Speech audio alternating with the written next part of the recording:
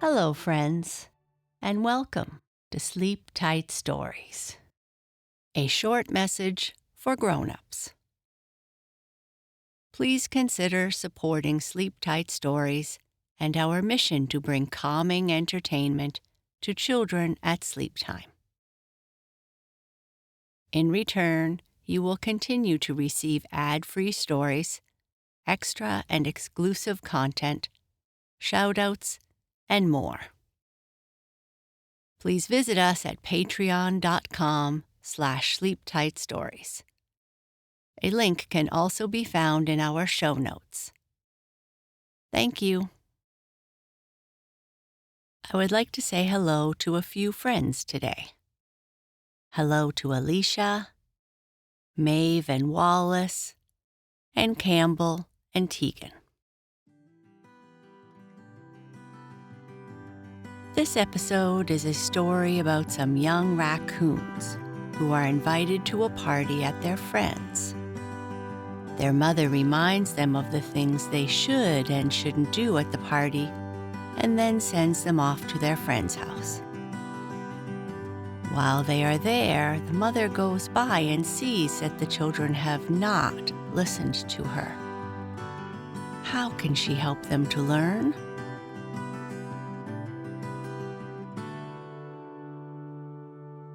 The young raccoons go to a party.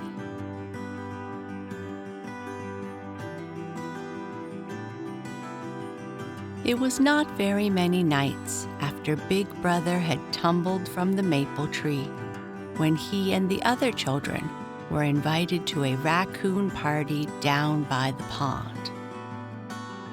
The water was low, and in the small pools by the shore, there were many freshwater clams and small fishes, such as raccoons like best of all. A family of 6 young raccoons who lived very near the pond had found them just before sunrise when they had to climb off to bed. They knew there was much more food there than they could eat alone, so their mother had let them invite their 4 friends who lived in the hollow of the oak tree. The party was to begin the next evening at moonrise, and the 4 children who lived in the oak tree got their invitation just as they were going to sleep for the day. They were very excited, for they had never been to a party. "I wish we could go now," said Big Brother. "Yes, lots of fun it would be now," answered Little Brother. "The sun is almost up and there are no clouds in the sky. We couldn't see a thing unless we shaded our eyes with our forepaws. And if we had to use our forepaws in that way, we couldn't eat." "You do eat at parties, don't you?" asked Little Sister, who had not quite understood what was said. "Of course," shouted her brothers. "That is what parties are for." "I thought maybe you talked some," said Big Sister. "I suppose you do have to some," said Big Brother, "but I know you eat. I've heard people tell about parties lots of times, and they always begin by telling what they ate, and that's what makes it a party." "Oh, I wish it were nighttime and time to go," sighed Little Brother. "I don't," said Little Sister. "I wouldn't have any fun if I were to go now. I'd rather wait until my stomach is empty."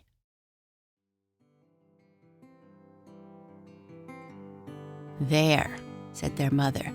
"You children have talked long enough. Now curl down and go to sleep. The birds are already singing their morning songs, and the owls and bats were dreaming long ago. It will make nighttime come much sooner if you do not stay awake." "We're not a bit sleepy," cried all the young raccoons together. "That makes no difference at all," said their mother, and she spoke quite sternly. "Cuddle down for the day now. cover your eyes and stop talking. I'm not saying you must sleep, but you must stop talking." They knew that when she spoke in that way and said must, there was nothing to do but to listen. So they cuddled down, and every one of them was asleep before you could drop an acorn. Mother Raccoon had known it would be so. When they awakened early the next night, each young raccoon had to make himself look as neat as possible. There was long fur to be combed, faces and paws to be washed, and 23 burrs to be taken out of little brother's tail. He began to take them out himself, but his mother found that whenever he got one loose, he stuck it onto one of the other children. So she made him sit on a branch by himself while she worked at the burrs. Sometimes she couldn't help pulling the fur, and then he tried to wiggle away. "You've got enough out," he cried. "Let the rest go." "You should have thought sooner how it would hurt," she said.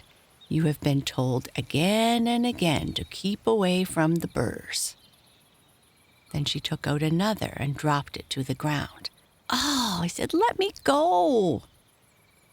"Not until I am done," she answered. "No child of mine shall ever go to a party looking as you do."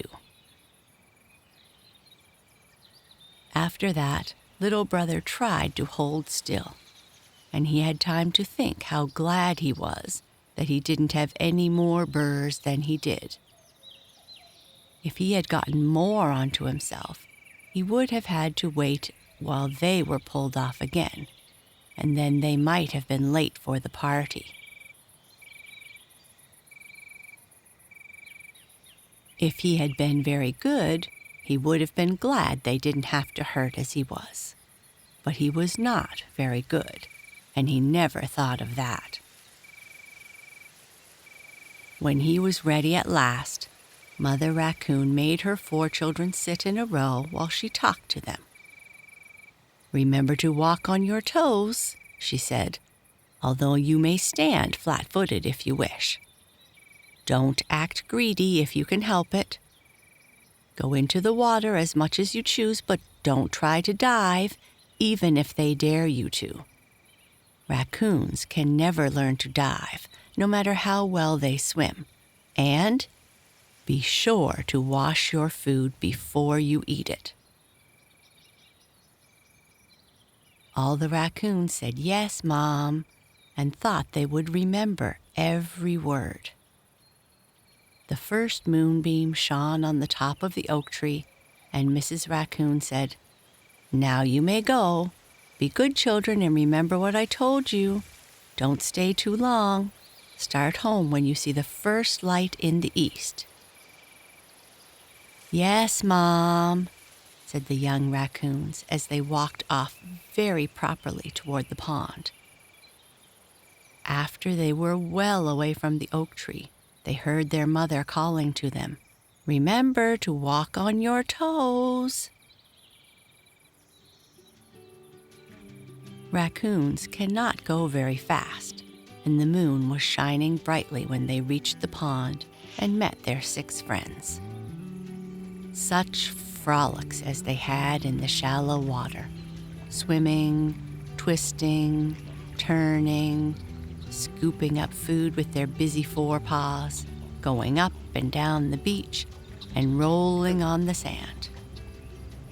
They never once remembered what their mother had told them, and they acted exactly as they had been in the habit of doing every day. Big Brother looked admiringly at his own tail every chance he got, although he had been told particularly not to act as if he thought himself fine-looking. Little Brother rolled into a lot of sandburrs and got his fur so matted that he looked worse than ever. Big sister snatched food from other raccoons, and no one of them remembered about walking on tiptoe. Little sister ate half the time without washing her food. Of course, that didn't matter when the food was taken from the pond. But when they found some of it on the beach and ate it without washing, that was dreadful. No raccoon who is anybody at all will do that.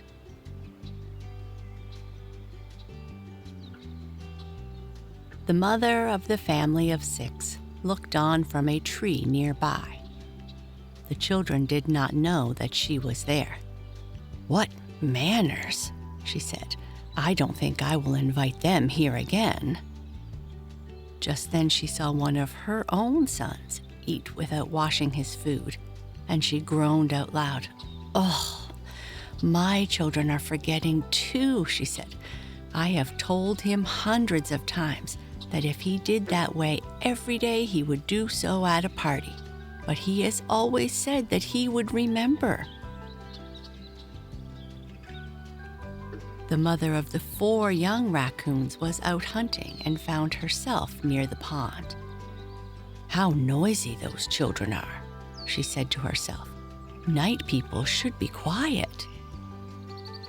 She tiptoed along to a pile of rocks and peeped between them to see what was going on.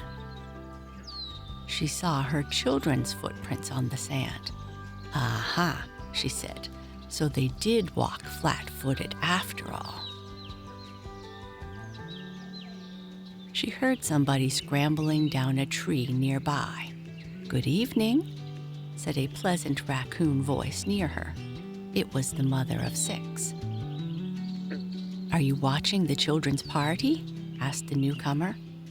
"I hope you did not notice how badly my son is behaving. I have tried to teach my children good manners, but they will be careless when I am not looking, and then, of course, they forget in company." That made the mother of the 4 feel more comfortable. "I know just how that is," she said. "Mine mean to be good, but they are so careless. It is very discouraging." The 2 mothers talked for a long time in whispers, and then each went to her hole. When the 4 young raccoons came home, it was beginning to grow light, and they kept close together because they were somewhat afraid. Their mother was waiting to see them settled for the day. She asked if they had had a good time, and she said she was glad they got home promptly. They had been afraid she would ask if they had washed their food and walked on their toes. She even seemed not to notice little brother's matted coat. When they awakened the next night, the mother hurried them off with her to the same pond where they had been to the party. "I am going to visit with the mother of your friends," she said, "and you may play around and amuse yourselves." The young raccoons had another fine time, although little brother found it very uncomfortable to wear so many burrs. They played tag in the trees, and ate, and swam, and lay on the beach. While they were lying there, the 4 from the oak tree noticed that their mother was walking flat-footed. There was bright moonlight, and anybody might see her. They felt dreadful about it. Then they saw her begin to eat food which she had not washed. They were so ashamed that they didn't want to look their friends in the eye. They didn't know their friends were feeling in the same way because they had seen their mother doing the same things. After they reached home, Big Brother said very quietly to his mother, "Did you know you ate some food without washing it?" "Oh, yes," she answered. "It is a bother sometimes to dip it in the water." "And you walked flat-footed," said little brother. "Well, why shouldn't I if I want to?" she said. The children began to cry. "People will think you don't know any better," they said. "Oh," said their mother. "Oh, oh! So you think that my manners are not so good as yours? Is that it?" The young raccoons looked at each other in a very uncomfortable way. "Well, I suppose we don't always do things right ourselves," they answered, "but you are the grown-up." "Yes," replied their mother, "and you will be one day soon."